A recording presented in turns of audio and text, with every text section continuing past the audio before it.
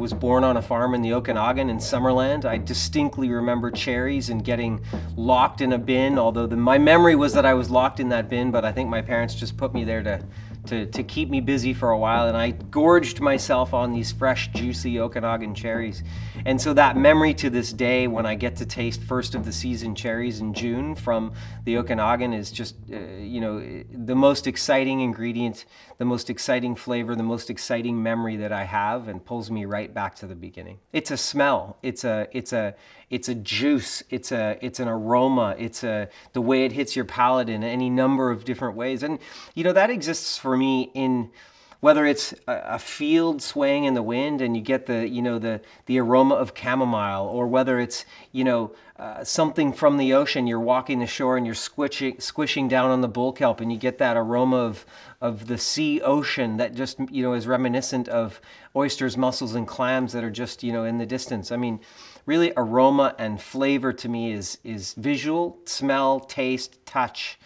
So the OceanWise program is an organization based in Vancouver. We were started by the Vancouver Quarry Marine Science Centre about 12 years ago. And we make best choices when it comes to choosing seafood from coast to coast to coast. So we use the science and marine biology from the Monterey Bay Aquarium's Seafood Watch program.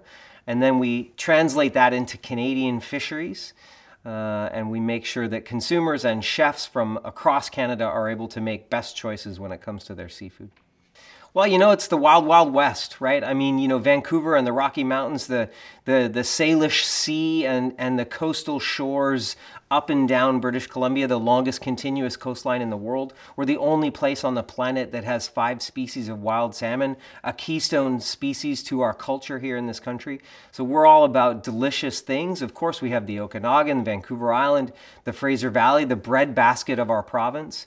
And so, you know, if you include Alberta in that conversation, we really have a ton of delicious ingredients. The most exciting thing for me in the future is sea greens and plants from our ocean. 10,000 edible plants in the ocean. So as we look to delicious things, you know, everything comes from algae. Again, I call my food globally inspired and locally created. I think that is certainly on point with where our flavors are in this country. It's really about influence from cuisines and cultures and communities from around the world that have found themselves here in Canada. And you know, that's what I think Canada's all about, is this blend of everything delicious.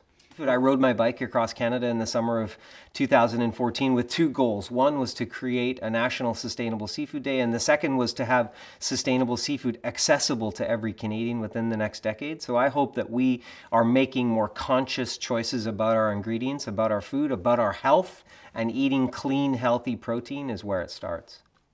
No one knows the ocean better than the fishermen, and with the science and the fishermen's knowledge, that innate sort of connection, I think that we can shift Mother Nature. I believe Mother Nature can rehabilitate herself if we give her a chance. We just have to allow her to take a breath, recover some fish, some species, some fishery, some oceans, some ecosystems, and that we'll have wild, well-managed fish for generations to come.